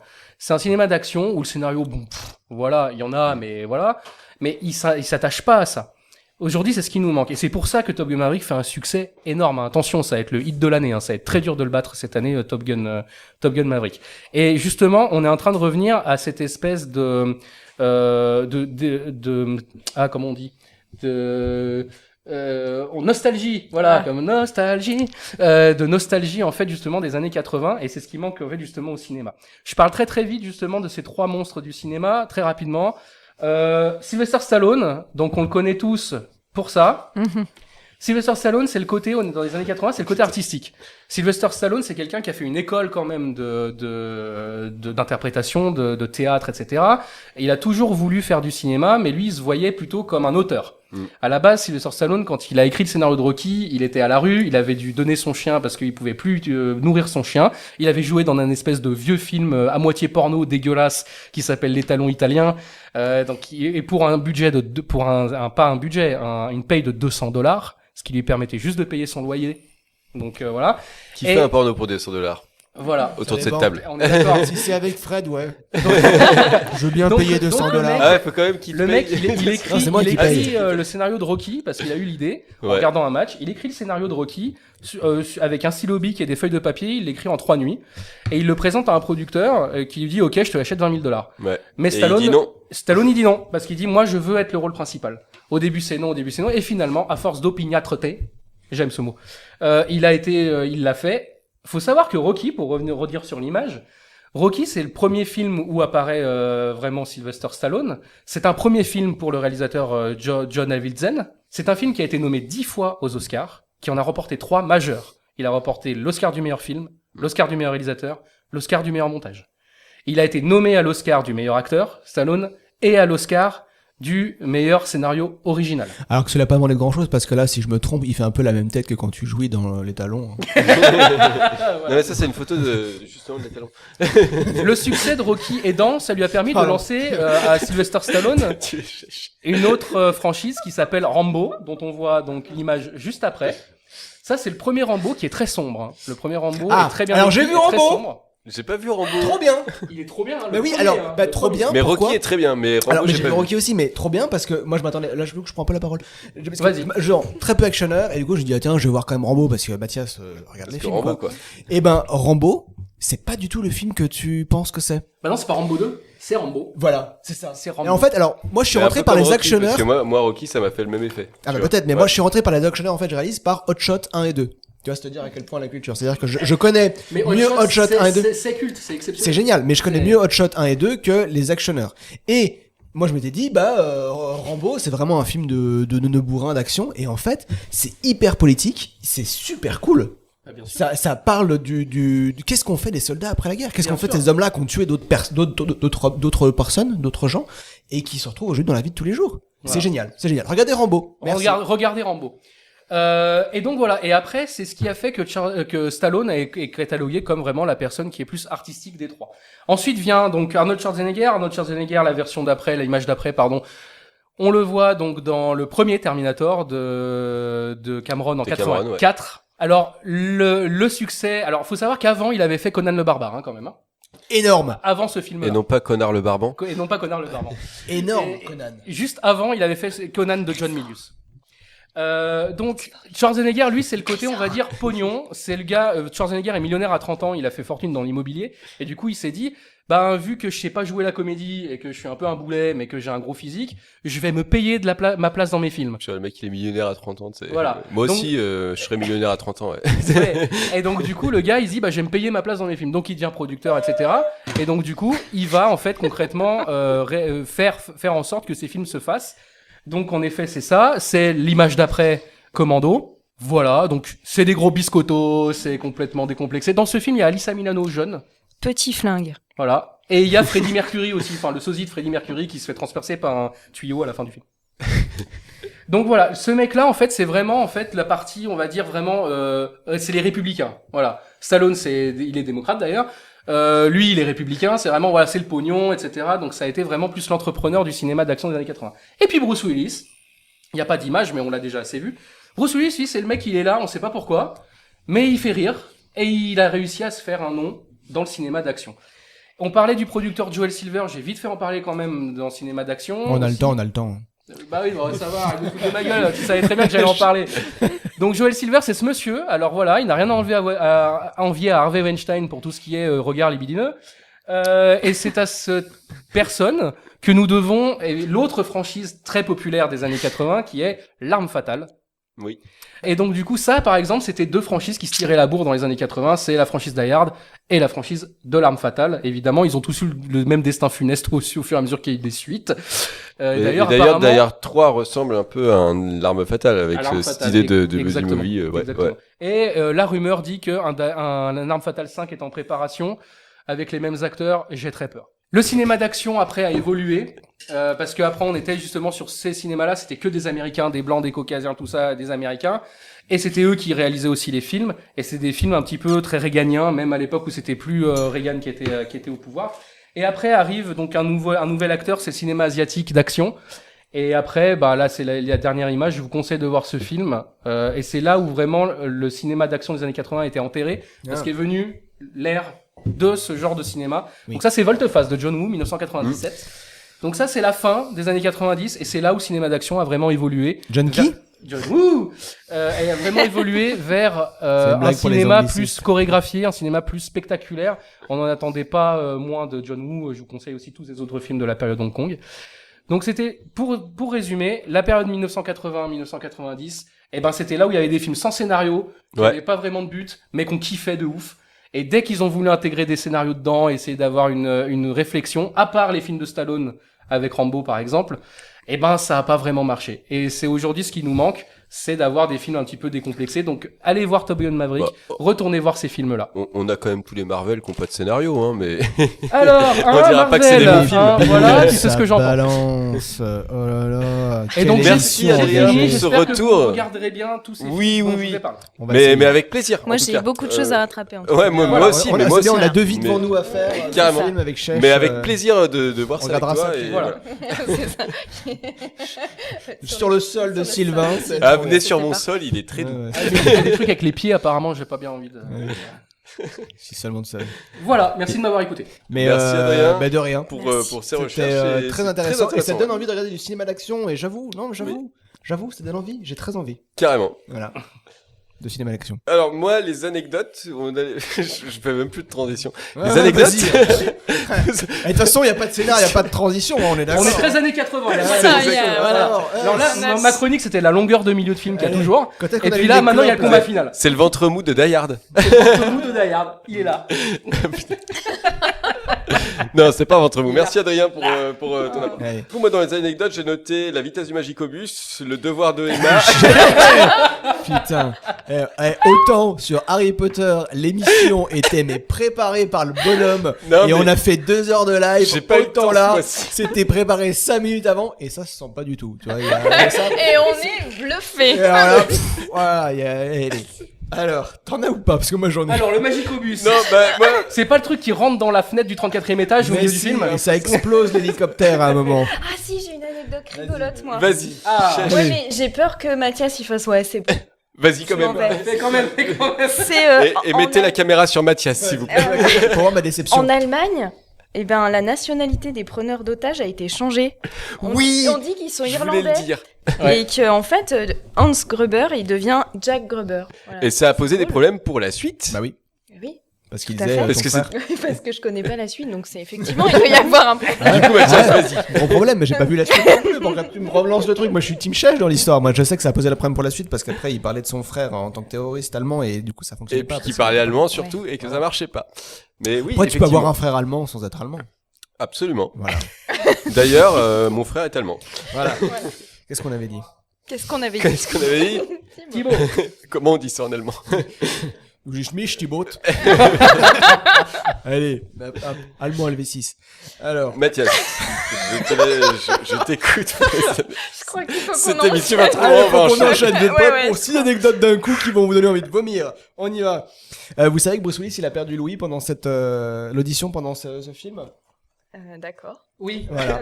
Parce que John McTiernan, il fait, les faux flingues, c'est rigolo, mais les faux flingues qui font du bruit, c'est encore plus rigolo, mais les faux flingues qui font du bruit plus que d'habitude, c'est encore plus drôle. Et donc, il a fait en sorte que les armes qui tirent à blanc soient surdéveloppées au niveau du bruit et du son. Ce qui fait que lorsque, à un moment, Bruce Willis tire sur le sol, comme ça, allongé avec le plexiglas, il y a eu répercussion du son et il a perdu de l'audition sur l'oreille gauche, dont il souffre encore aujourd'hui. Bah oui, ça se rattrape jamais ce genre de truc. Et ça, c'est dommage. Pas bravo, John McTiernan. Pas bravo. Est-ce que vous savez que Clint Eastwood avait acquis les droits du roman dont est issu le film? Ah, ça, je savais pas. Ouais, Clint Eastwood avait acquis les droits de Nothing Lasts Forever dans les années 80. Avant, il aurait voulu être le héros de ce film. Oui, mais là, il était plus concentré. On lui a proposé à Clint Eastwood de réaliser. Pas Clint, pas Clint. Si, Clint Eastwood aussi. Frank Sinatra, moi j'ai vu. Alors en fait, je crois qu'il y avait aussi Charles Aznavour. Là, tu me spoil le quiz. Alors on n'en parle pas. On y va. Allez, non, mais il y avait aussi Clint Eastwood, je l'ai vu, et il voulait pas parce qu'il était en train de réaliser des trucs. Et voilà, c'était pas son moment. Combien de Marcel pour le film? Je sais pas. 17, avec des différents stades de crasse. Mon gars. Ouais. McLean, qu'est-ce qu'il fume comme cigarette? Des Marlboro. Alors c'est sûr que c'est de la marque C'est de la marque européenne parce qu'il dit ils sont européens étant donné la marque de leurs cigarettes. C'est les Gauloises. Et ouais, C'est mon des gars, Gauloises. wesh ma gueule, cocorico. Bon, il y a ça, je vous le passe. Le film devait s'appeler The Vault en rapport avec le coffre-fort. Le coffre nom qui du s'ouvre, coffre-fort, ouais, ça, je voilà. Dernière chose, Piège de cristal a été sélectionné quand même pour être conservé au National Film Registry à la bibliothèque au Congrès des États-Unis pour son importance culturelle, historique et esthétique. Et là, je voulais le dire pour Adrien, parce qu'Adrien choisit des films qui ont de la valeur. Merci. Voilà. Donc, le présent film d'Adrien, c'était Moulin Rouge. Voilà. Et juste dernière chose, vous saviez que Alexander Gudenov, celui qui joue l'allemand Karl. blond, Le blond voilà, Karl, avant de jouer un terroriste, il était patineur artistique à Moscou. Pourquoi ça m'étonne pas? Voilà. Comme quoi, tu peux très vite basculer. Du côté, Adrien, les anecdotes? Du côté blond de la force. L'anecdote principale que j'ai, c'est le moment où Bruce Willis balance sa réplique. Ils sont entraînés, ils sont financés, ils ont assez d'explosifs pour envoyer Schwarzenegger sur orbite. Cette réplique est évidemment totalement improvisée et il l'a fait en rapport justement au fait que Schwarzenegger à la base était inclus dans le projet en tant que à la production et évidemment en tant qu'acteur parce que John McTiernan le voulait étant donné qu'il avait tourné Predator. Predator avec lui à la base. Oui, Predator. Predator. Oui, c'est ça, oui. J'allais dire Commando, mais non, Exactement. Predator. Absolument. Ouais, voilà. Et puis autre anecdote, dernière petite anecdote marrante, c'est plus sur le réalisateur. Le réalisateur a tourné deux films avec Bruce Willis, Die Hard 1, Die Hard 3. Ouais. Et il a tourné deux films avec Sean Connery, Medicine Man et À la poursuite d'Octobre Rouge. Il a tourné deux films avec Pierce Brosnan, donc qui sont Thomas Crown et le premier, qu'il avait fait. Et il a également tourné deux films, et c'est lesquels les autres qui manquent? Je sais qu'il a fait deux. Il a fait avec Schwarzenegger, Predator et Last Action Hero. Voilà. Ah bah oui, c'est ça. Et après, il a tourné un film avec Travolta. Il a tourné deux films avec Samuel Jackson, Basique aussi, et puis voilà. Donc c'est comme ça. Donc, c'est le réalisateur des diptyques. Et après, il fait plus rien. Il a pas fait de film avec le gars qui joue dans American Pie. Hein. Non. Qui joue dans Rollerball. Non, il a pas fait de film. C'est pour ça que Rollerball, pareil, c'est quelque chose que je mets à part. De toute façon, C'est une erreur. McTiernan a demandé à ce qu'on oublie le film, il le désavoue complètement. Ouais. Il le désavoue entièrement. Regardez l'original. Quiz est très bon. Ah, quiz. Est-ce que c'est le moment du quiz? Il y a tellement pas de transition. Oh. On a le nerf qui fait peur. Oh là là. Je veux mon buzzer. Ça y est. Je veux mon buzzer. Et là, c'est le quiz est très Oulala. fond. Est-ce que vous êtes prêts? J'avais oublié ça. Alors, là, c'est nichon, c'est pour cherche. Et voilà. Merci. Est-ce que vous êtes prêts? Yes. Alors, un quiz des tréfonds toujours en 6 questions, ça va aller très très vite, on joue en 6 points. Cette fois-ci, le quiz des tréfonds, je vous rappelle, on choisit une réponse, l'autre ou les deux. Cette fois-ci, c'est McLean, le Big Mac ou les deux. Question numéro 1, il est saignant. Les deux. Non. Il peut être saignant. Bah si, le Big Mac. McLean. Parce que le Big Mac, il n'est jamais saignant, c'est toujours bien cuit. Le Big Mac n'est jamais saignant. En effet, la cuisson saignante d'un steak haché n'est pas suffisante pour assurer la protection en cas de Des contamination par un pathogène. Le risque de contamination de la viande par des organismes pathogènes est plus important lorsqu'elle est hachée. Car lors du hachage, des bactéries à la surface sont susceptibles d'être mélangées en profondeur. Alors que dans le film de Piège de cristal, on peut voir McLean de plus en plus en sang, notamment au niveau des pieds. Et là, on a une... On voit les pieds. On voyait Chèche à la place. On voyait les Chèches. T'as une tête de pied. C'était les pieds. On voit les pieds. Allez, on y va, on enchaîne. C'est parti. Il est servi par un joyeux luron. Le Big Mac. Non. Bah si. Les deux. Ben oui, les deux Chèches. Mais oui. Pourquoi les Puisque deux dans Piège de cristal, on a Argyll. Ah, qui est oui. notre joyeux luron, qui Bien est notre sûr. chauffeur de Qui fait McLean. des blagues. Et dans le Big Mac, nous avons Ronald McDonald qui le sert. Non, ça, c'est pas celle-là du tout. Nous avons un extrait vidéo qui est freaking Saras qui vous présente Ronald McDonald pour la première fois, que je vous invite à regarder si la régie suit. Et si vous avez vos oreillettes. To do everything boys and girls like to do. Especially when it comes to eating those delicious McDonald's hamburgers. A magic tray here keeps me well supplied. McDonald's hamburgers, french fries, and milkshakes. Watch for me on TV. We'll have lots of fun. J'aime bien ce moment de transition à la fin où il sait plus quoi faire. Allez bien.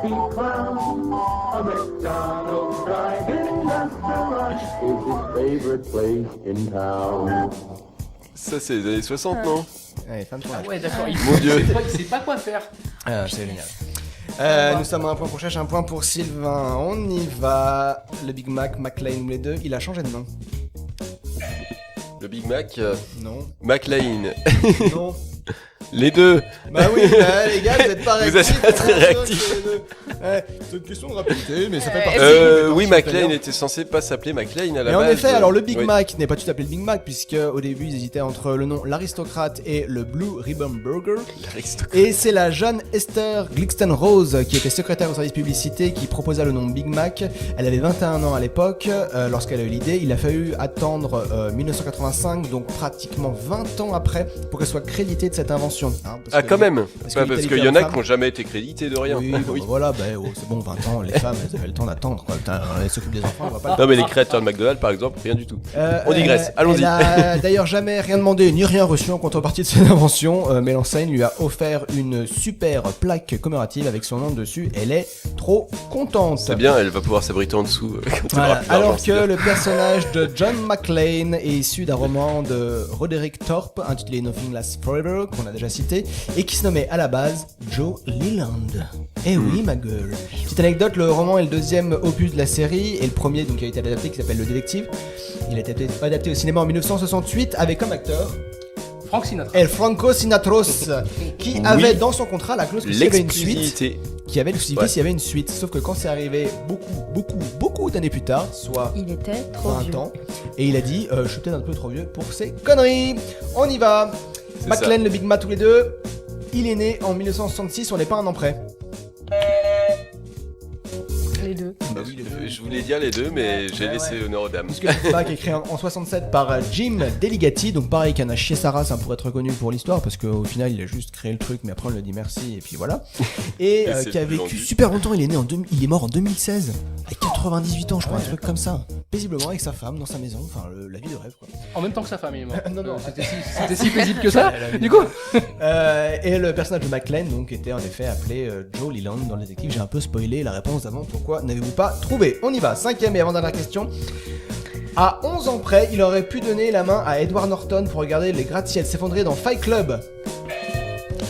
Je sais pas, mais j'appuie quand même. J'ai la parole du coup. John McClane. Mais oui, ça a été complètement spoilé grâce à notre ami Fred dans le Caout, puisque... Parce que c'est le même bâtiment, ouais. Le film Die Hard se situe au même endroit que la scène finale du film Fight Club, que j'ai très peur de revoir, de peur d'être déçu, qui est le Fox Plaza. Et fait marrant, aujourd'hui, il y a une banque à l'intérieur. Marrant. Voilà. Parce qu'il braque. Je sais pas si dans c'est le marrant, film. mais d'accord. Non, mais dans Die Hard, il braque. oui, Mais dans oui. ce sens-là, du coup, c'est un peu marrant. C'est comme ça, alors. D'accord. Mais oui, c'est rigolo. On va faire un système de points aussi ici. C'est ça pour le gars qui fait les questions. Dernière question, il ne coûte pas cher à la production.